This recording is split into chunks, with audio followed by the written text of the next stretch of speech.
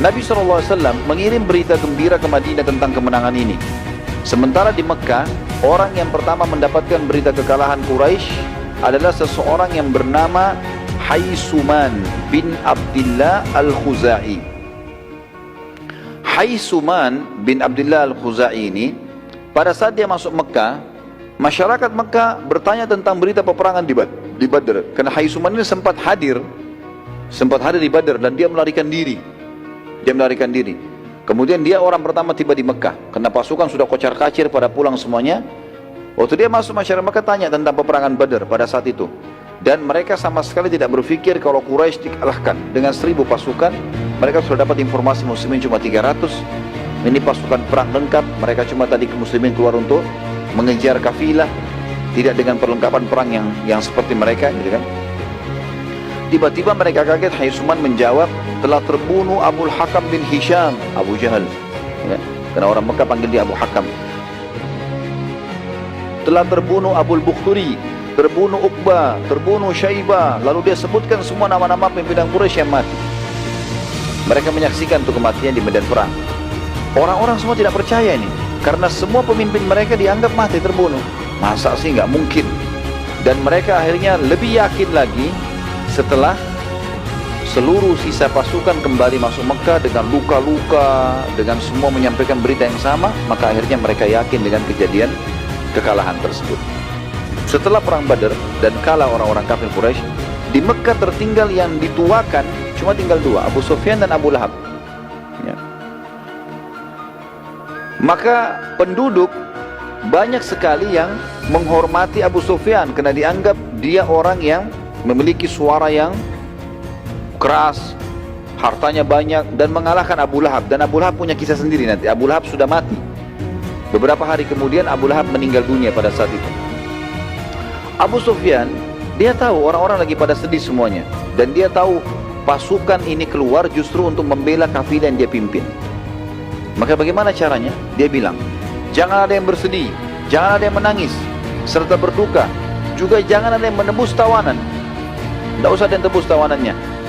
Sampai akhirnya muslimin tambah senang nanti dan tamak terhadap kita. Saya akan bentuk pasukan dan akan menyerang nanti.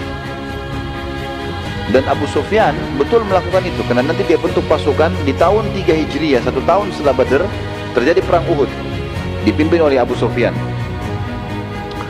Sementara Abu Lahab, gara-gara statement tadi Abu Sufyan, orang-orang Mekah mulai agak reda sedikit sedihnya, lalu mereka mulai berkumpul di sekitar Abu Sufyan. Apa yang kita harus lakukan? Baik, kumpulin duit, kumpulin kekuatan, latih militer, segala macam. Berapa waktu kemudian kita akan nyerang. Jadi tahun depannya mereka menyerang. Sementara Abu Lahab punya kisah sendiri. Dia duduk di dekat Ka'bah waktu itu, tepatnya di majlis di sebuah depan halaman rumahnya Abbas. Abbas dalam tahun ini kan ditawan nih, lagi ditawan tadi di Madinah. Kebetulan waktu itu ada istrinya Abbas, diberikan julukan dengan Ummu Fadl, istrinya Abbas. Waktu itu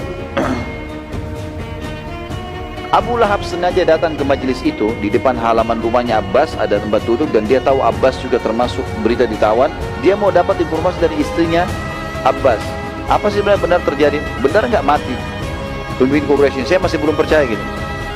Lalu kemudian datang dia Abu Lahab ke majelisnya, karena Abu Lahab dengan Abbas kan saudara, pamannya Nabi dua-dua ya. Jadi ini dia datang ke rumah adiknya Abbas, dan dia sedang bertemu dengan istrinya Abbas, seperti adik iparnya dia. Di sekitar majelis tersebut ada seorang yang sedang menjelaskan kejadian perang Badar, dan pada mereka pada Ummu Fadl dengan beberapa teman keluarganya lagi duduk. Dan orang ini kebetulan ikut waktu itu perang Badar. Jadi dia menceritakan begini terjadi, begini terbunuhnya, begini terbunuh, diceritakan semua sama gamblang. Abu Lahab sempat bertanya, siapa di antara muslimin yang paling menyusahkan kalian di medan perang? Orang itu berkata, seseorang yang meletakkan burung merpati di dadahnya. Dan ini adalah Hamzah bin Abdul Muttalib. Ya. Maka dia berkata, ya, seseorang yang meletakkan burung merpati di dadahnya. Lalu orang-orang pada bertanya lagi kepada dia, siapa yang itu? Siapa? Kau kenal orangnya? Kata dia, tentu saja salah satu pimpinan Mekah yang sudah masuk Islam, Hamzah bin Abdul Muttalib. Artinya dia bilang kepada Abu Lahab, saudaramu sendiri. Abu Lahab sama Hamzah saudara. yang mengalahkan orang-orang kafir Quraisy.